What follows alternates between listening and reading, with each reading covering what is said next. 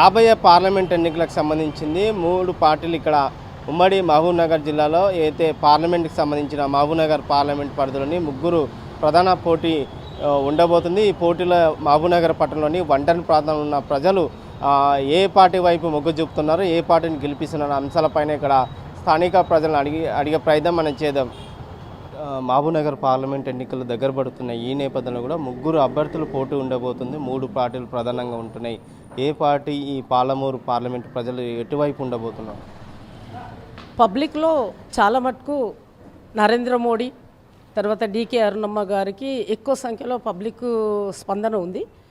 ఎందుకంటే నరేంద్ర మోడీ గారు చేసిన అభివృద్ధి కోసము వాళ్ళు ఎక్కువ మొగ్గు చూపుతున్నారు నరేంద్ర మోడీకి. కాబట్టి ఇప్పుడు ఇక్కడ అరుణమ్మను మేము బంపర్ మెజారిటీతో మేము అరుణమ్మను గెలిపిస్తే ఆమెను ఈ మహబూబ్నగర్ జిల్లా ఆడపడుచుగా మేము ఢిల్లీకి పంపిస్తే మా కోసం తను కొట్లాడే పరిస్థితులు ఉంటాయి. కాబట్టి మేము అరుణమ్మకు ఓటేసి గెలిపించాలని ప్రజలందరినీ కోరుతున్నాము. ఎందుకంటే ఆ అభివృద్ధి కూడా ఎట్లా చేస్తున్నాడు నరేంద్ర మోదీ అంచెలంచెలుగా చేస్తూ తను ఈ మహిళలకు 5 లక్షలు హెల్త్ కార్డు కానీ, తర్వాత ఉజ్వల గ్యాస్ కానీ, తర్వాత ఈ పబ్లిక్ బయట విలేజెస్లలో బయటికి పోయేవారు మరుగుదొడ్లకు తను ఒక బాత్రూమ్లు కట్టియడం కానీ, ఈ సీసీ రోడ్లు కానీ, ఈ లైట్స్ స్ట్రీట్ లైట్లు కానీ, తర్వాత ఈ మన డ్రైనేజ్ కానీ ఇలాంటివన్నీ అభివృద్ధి చేస్తున్నాడు. కాబట్టి పబ్లిక్ కూడా మేము మోడీకే వేస్తాము ఓటు, మేము మోడీకి వేసి గెలిపించుకుంటాము. మేము అన్ని పార్టీలు చూసినాము, మరి ఇప్పుడు నరేంద్ర మోడీ పైన ఉంటే మేము కింద మేము ఏమన్నా చేయగలుగుతామనే ఉద్దేశంతో వాళ్ళు నరేంద్ర మోడీకి ఓటు వేయాలని కోరుతున్నారు పబ్లిక్ మొత్తం. ముఖ్యంగా అంటే సిట్టింగ్ ఎంపీ మన్నె శ్రీనివాసరెడ్డి కూడా 5 ఏళ్ళు మహబూబ్నగర్ పార్లమెంటు అభివృద్ధి చేసుకొచ్చాము అని చెప్పి ఆయన కూడా బరిలో ఉన్నారు. ఎట్లా ఉండబోతుంది పోటీ? ఓటింగు వాళ్ళని మేము అంత పెద్ద అంచనా వేస్తలేము. ఎందుకంటే గతంలో కూడా మన్నెం శ్రీనివాసులు రెడ్డి ఉండేవాడు, ఆయన ఒకటి డమ్మి క్యాండిడేట్ లాగానే పెట్టేవాడు ఇక్కడున్న మినిస్టర్ గారు. కాబట్టి అంత స్పందన లేదు. కాబట్టి ఇక మాకు కాంగ్రెస్ ఇప్పుడు 4 నెలల నుంచి ఏం అభివృద్ధి చేస్తున్నారు, ఒక్క మహిళలకు ఒక బస్సు తప్ప మిగతా ఏమీ చేయలేదు. కాబట్టి వాళ్ళకు కూడా చాప్టర్ క్లోజ్ అయ్యే పరిస్థితే ఉంది. కాబట్టి ఇప్పుడు నరేంద్ర మోడీకి అధిక సంఖ్యలో మేము అరుణమ్మ గారిని గెలిపించి ఢిల్లీకి పంపించాలి ఒక ఆడపడిచిందని పబ్లిక్ గెస్ చేస్తున్నారు. కాబట్టి ప్రతి విలేజ్లలో పోని, జిల్లాలో పోని, కాన్సెన్స్లో పోని, వార్డులలో పోని అరుణమ్మకు ఓటేస్తాము, మేము నరేంద్ర మోడీకి ఓటేస్తాము అనే స్పందన ఉంది పబ్లిక్లో. పాలమూరులో రాబోయే కొన్ని రోజుల్లో కూడా పార్లమెంట్ ఎన్నికలు వస్తున్నాయి. ఈ మహబూబ్నగర్ పార్లమెంట్ నియోజకవర్గంలో దాదాపు 3 పార్టీలు ప్రధానంగా పోటీ చేస్తున్నాయి. రేపు ఈ పాలమూరు నియోజకవర్గ ప్రజలు ఎవరి వైపు ఉండబోతున్నారు? అంటే ఇప్పుడు బీఆర్ఎస్ అయితే లేదు, ఇప్పుడు ఓన్లీ ఇప్పుడు కాంగ్రెస్ బీజేపీ మధ్యలో ఉంది. వచ్చే ఎక్కువ అవకాశాలు ఏంటంటే కొద్దిగా కాంగ్రెస్ కనిపిస్తుంది, అది సంగతి. అంటే 10 ఏళ్ళలో కూడా ప్రధానమంత్రి కేంద్రంలో కూడా ప్రధానమంత్రి నరేంద్ర మోడీ ఉన్నాడు. ఎన్నో సంక్షేమ పథకాలు తీసుకొచ్చిండు. కేంద్రంలో కూడా ఒక దేశాన్ని అభివృద్ధి దిశగా తీసుకువెళ్ళి ఎట్లా అనిపిస్తుంది? సంక్షేమ పథకాలు చేసింది అంటారు కానీ ఇక్కడ మాకైతే అందలేదు. ఇక్కడ ఎవరికి ప్రజలకు మా ప్రజలకు మాత్రం ఏముండగా ప్రచారంలో లేవు. సరే వీళ్ళు బీజేపీ వాళ్ళు ప్రచారము చేయలేదు, ఎక్కువ పథకాలు ఉంటాయి కదా తెలంగాణలో చేయలేదు. ఏం చేసినా ఏం కథ అనేది అట్లా. అంటే బీజేపీ పార్టీ కూడా తెలంగాణలో కూడా 17కు 14 సీట్లు లేదా 12 సీట్లు గెలుస్తామంటున్నారు. బాబునాల కూడా బీజేపీ పార్టీ అభ్యర్థి డీకాని కూడా విజయం అని అంటున్నారు. ఎట్లా ఉండబోతుంది? కాంగ్రెస్ బీజేపీ మధ్యలో ఉంటుంది పోటీ. ఎవరు అనేది తెలియదు, కొద్దిగా ఎక్కువ అంటే ఇక ఇద్దరి మధ్యలో ఓవరావరిగా ఉంటుంది. గత 5 ఏళ్ళగా బీఆర్ఎస్ పార్టీ అభ్యర్థి సిట్టింగ్ ఎంపీ మన్నె శ్రీనివాసరెడ్డి కూడా ఉన్నాడు ఆ బరిలో. అయినా 5 ఏళ్ళలో కూడా ఏమేమి అభివృద్ధి చేసింది? ఆయన అయితే అసలు పేరే ప్రజల్లో తిరగలేదు. ఆయన ప్రజల్లో తిరిగితే ఏదైనా పేరు ఉంటుంది, ప్రజలనే లేడు. ఆయన లేనే లేడు, ముఖమే లేదు, ఎక్కడ లేదు.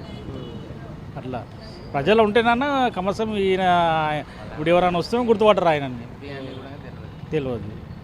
అసలు తిరగాలి, ప్రజలు తిరిగితే తెలుస్తుంది ఎవరికైనా. గట్టి పోటీ చేయొచ్చు, ప్రజలనే లేడు. ఆయన ఉంది అని తిరగకుండా ఉంటే ఎట్లా? ఇప్పుడు పోటీ ఎట్లా ఉండబోతుంది? టఫ్ ఎవరికి ఉండబోతుంది? కాంగ్రెస్ బీజేపీ మధ్యలో ఉంటుంది పక్క. గెలిస్తే ఆశ్చర్యపోవచ్చు, కొద్ది ఓట్ల తేడాతో ఎవరైనా గెలవచ్చు. అంటే లాస్ట్ టైం కూడా డీకాన కూడా స్వల్ప ఓట్లతో ఓడిపోయింది. ఇప్పుడు గెలిచే అవకాశాలు ఏమైనా ఉన్నాయి? ఉంటే ఉండొచ్చు, ఎందుకంటే చెప్పలేము. ఎందుకంటే పబ్లిక్ ఎప్పుడు ఏమైతే తెలియదు. పబ్లిక్ లాస్ట్ మూమెంట్ తెలియదు. అంకుల్, మహబూబ్నగర్ పార్లమెంట్కి సంబంధించిన 3 పార్టీలు ప్రధానంగా పోటీ చేస్తున్నాయి. బీజేపీకి వెళ్ళి డీకే అరుణ, కాంగ్రెస్కి వెళ్ళి వంశీచంద్రెడ్డి, అలాగే బీఆర్ఎస్కి వెళ్ళి కూడా సిట్టింగ్ ఎంపీ మన్నె శ్రీనివాసరెడ్డి పోటీ చేయబోతున్నారు. మరికొన్ని రోజులు కూడా ఎలక్షన్ దగ్గర పడుతుంది. మహబూబ్నగర్ పార్లమెంటు ఎవరు గెలవబోతున్నారు? ప్రజలు ఎటువైపు ఉండబోతున్నారు? గెలవబోతున్నారు అది వేరే విషయం. కానీ మాకు ఇష్టం వచ్చేది మా తెలంగాణ రాష్ట్రం కాబట్టి మాకు మన్నెం శ్రీనివాసరెడ్డి మాకు ఇంపార్టెంటు. మా రాష్ట్రం బాగుపడాలంటే మన్నెం శ్రీనివాసరెడ్డి రావాలి. ఇంతవరకు ఎప్పుడైతే కేసీఆర్ అయితే మాకు చేసిండో ఇవన్నీ వాటి గురించి మళ్ళీ అవన్నీ పైకి రావాలి, మంచిగా కావాలంటేనేమో మనకు ఎంపీ సీట్ అనేది మన్నెం శ్రీనివాసరెడ్డి రావాలి. ఇక మాకు బీజేపీ అనేది సెంట్రల్ ఉండొచ్చు, కానీ మాకు వాళ్ళు చేసింది ఏమీ లేదు. కేసీఆర్ వచ్చింది కాబట్టి మాకు ఇంతో అంత మేము ఇప్పుడు నాకు 72 ఇయర్స్ నేను చూసింది. ఇప్పుడు 72 ఇయర్స్లో 10 ఇయర్స్ అనేది ఇంత అభివృద్ధి అయ్యింది. మా మామూలుగా ఇంత అభివృద్ధి అయిందంటే చాలా గ్రేట్ కేసీఆర్, కేటీఆర్, కవిత గారు. వాళ్ళకి ధన్యవాదాలు, వాళ్ళకి పాద నమస్కారాలు. మళ్ళీ మాకు శ్రీనివాసరెడ్డి రావాలా. అంటే శ్రీనివాసరెడ్డి 10 ఏళ్ళలో ఏమేమి అభివృద్ధి చేసిన పార్లమెంట్ ఎన్నిక పరిధిలోని? అభివృద్ధి అంటే ఇప్పుడు సంక్షేమ పదాలు ఎన్నో పదాలు చేసిండు. 300 పదాలు చేసిండు కదా. ఎంతో డబుల్ బెడ్రూమ్లు ఇచ్చిండు, కానీ రైతు బంధు, రైతు బీమా, ఇక వీళ్ళకు మన ఎవరికి వృద్ధులకు పెన్షన్స్, ఇక రోడ్లు, భవనాలు, ఉద్యోగాలు, మంచి చెడు అన్నీ, ఇక అదేమంటారు, ఇక దీన్ని కొన్ని స్కీమ్స్ అది రావడం లేదు. అయితే ఇవన్నిటిని చేసిండు కాబట్టి మాకు ఇష్టం. అంటే మాకు తెలంగాణ అభివృద్ధి కావాలి. తెలంగాణ అభివృద్ధి కావాలంటే 10 జిల్లాలు 33 జిల్లాలు చేసిండు. చాలా గ్రేట్. అది ఎవరు ఇంతవరకు చేయలేదు. ఆ సహజం రావాలంటే కేసీఆరే ఉండాలి, కేసీఆర్ రావాలి. కేసీఆర్ అనేది మళ్ళీ మాకు వస్తేనే మేము బాగుపడతాం. ఉండబోతుంది మహబూబ్నగర్ పార్లమెంట్కి సంబంధించిన కొన్ని రోజుల్లో కూడా ఎలక్షన్ ఉండబోతుంది. ఈ మహబూబ్నగర్ పార్లమెంట్కి సంబంధించిన 3 అభ్యర్థులు కూడా పోటీ చేస్తున్నారు. బీజేపీ అభ్యర్థి డీకే అరుణ, అలాగే కాంగ్రెస్ అభ్యర్థి వంశీచంద్రెడ్డి, బీఆర్ఎస్ అభ్యర్థి మన్నె శ్రీనివాసరెడ్డి కూడా పోటీలో ఉండబోతుంది. గత లాస్ట్ టైం కూడా బీజేపీ అభ్యర్థి స్వల్ప ఓట్లతో ఓడిపోయింది. ఈ పోటీ ఎట్లా ఉండబోతుంది? ఇప్పుడు ఉంటే కాంగ్రెస్కు బీజేపీ మధ్యలో ఇద్దరి మధ్యలోనే ఉంటుంది. కాకపోతే ఎక్కువ ఛాన్స్ కాంగ్రెస్కే ఉంది. అంటే లాస్ట్ టైం కూడా డీకే అన్న కూడా తక్కువ సమయంలో వచ్చి కూడా పోటీ చేసింది, స్వల్ప ఓట్లతో ఓడిపోయింది. ఇప్పుడు గెలిచే ఛాన్సెస్ ఏమైనా ఉన్నాయంట డీకే అన్న? ఇంకా ఆమె గురించి అంటే ఇప్పుడు మనం ఏం చెప్పడానికి లేదు. అది ఇంకా ఆమె ఎక్కువ తిరిగింది లేదు, కనబడ్డది లేదు. ఇప్పుడు కాంగ్రెస్ అంటే కాంగ్రెస్ గవర్నమెంట్ ఫామ్ ఉంది కాబట్టి ఈ కాంగ్రెస్కి వేస్తే మనకేమన్నా పనులు అయితే అన్న ఉద్దేశం కూడా ప్రజల లోపల ఉంది. అంటే 10 ఏళ్ళలో కూడా కేంద్రంలో కూడా బీజేపీ పార్టీ ఉంది. నరేంద్ర మోడీ ప్రధానమంత్రి ఉన్నారు. ఎన్నో సంక్షేమ పథకాలు తీసుకొచ్చారు. ప్రధాన హౌసింగ్ కావచ్చు, దాదాపు ప్రధానమంత్రి చేసిన స్కీమ్స్ కూడా గ్రామీణ ప్రాంతాల్లో కూడా డెవలప్మెంట్ కూడా జరిగింది. ఈ 10 ఏళ్ళ డెవలప్మెంట్ జరిగిందా లేదా? డెవలప్మెంట్ అయితే చేసిండు, చట్టాలు చేసిండు మోడీ. అన్ని విధాలుగా బాగానే చేస్తున్నాడు. కానీ ఉద్యోగపరంగా యూత్కు ఉపాధి కానీ జాబ్స్ కానీ అటువంటివి ఇస్తే ఇంకా బాగుంటుంది సెంట్రల్ గవర్నమెంట్ నుంచి. ఇటువంటివి చాలా ఇప్పుడు నిరుద్యోగులు ఉన్నారు, చదువుకున్న వాళ్ళు ఉన్నారు. వాళ్ళు ఏ పని లేక రోడ్ల మీద తిరుగుతున్నారు.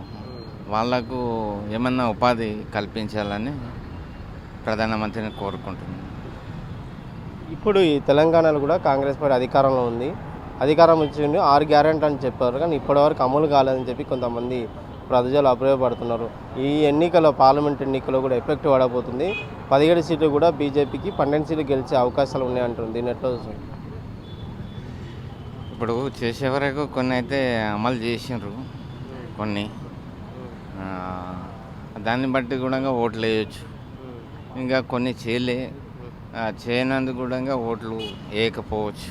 అది కూడా చెప్పలేము. అది ప్రజల నాడి, ప్రజల మైండ్ సెట్. ఎట్లుంటుంది ఆ టైం వరకు ఎట్లుంటుందో తెలియదు. అది నేను చెప్పేది. ఇప్పుడు మహబూబ్నగర్ పార్లమెంట్ టఫ్ ఎట్లా ఉండబోతుంది, ఏ పార్టీ ఉండబోతుంది? ఇక టఫ్ అంటే ఇదే కాంగ్రెస్ బీజేపీ, ఈ రెండు తప్ప వేరేదైతే ఏ లేదు.